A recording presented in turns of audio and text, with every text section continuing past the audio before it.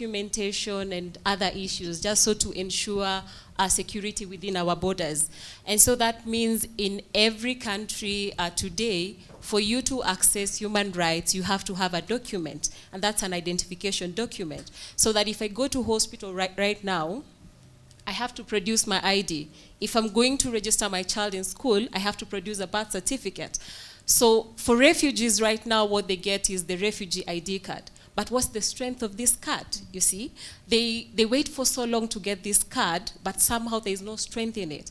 When you look at countries like Pakistan, the refugee ID card itself is enough to function as a work permit. But in Kenya, then we are saying, of course, the Refugee Act 2021, we have said is very progressive. It provides for the right to refugees to work, to do all these other things. But the implementation of it, where is it? And is it going to be easy for refugees to apply for work permits in our country?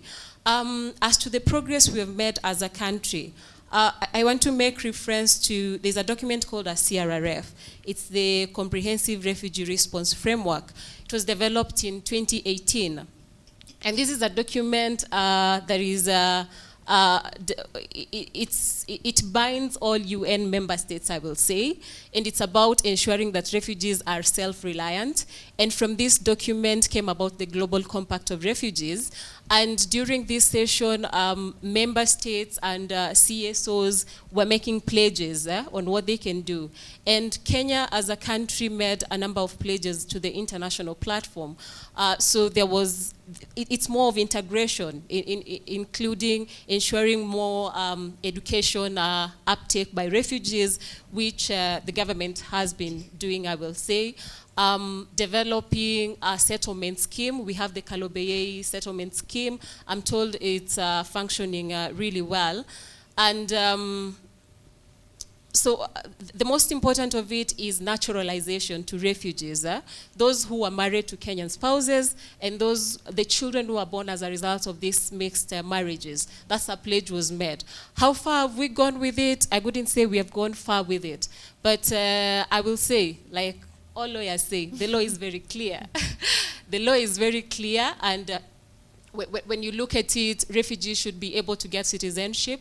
And for me, it's an encouragement to our government, because this has been done elsewhere. When you look at Tanzania in 1980, we had refugees from Rwanda and Burundi, 1959, 1960, given citizenship rights. Right. And come 2005 to 2008, Tanzania was granting citizenship to Somali Bantu refugees.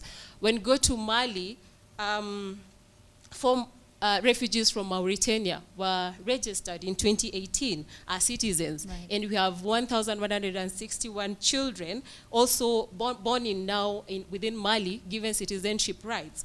When you go to Senegal, that is in 2017, 5 refugees who were married to Senegalese citizens were given citizenship rights. So clearly Africa is trying to provide, solutions for its own, because for the longest time, the durable solution we have known is resettlement. We're taking them to Canada, we're taking them to Australia, the US. But as Africa, we also can provide a solution.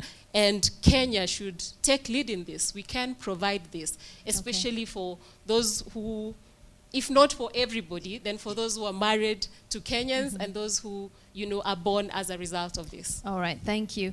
Annette, let me bring you in here. As Executive Director of Kituo cha Sheria, what is your organization doing to be part of the durable solutions for refugees? So what we have been doing as Kituo cha Sheria is to see what does the law say about integration of refugees and what is actually happening on the ground, and seeing whether we could find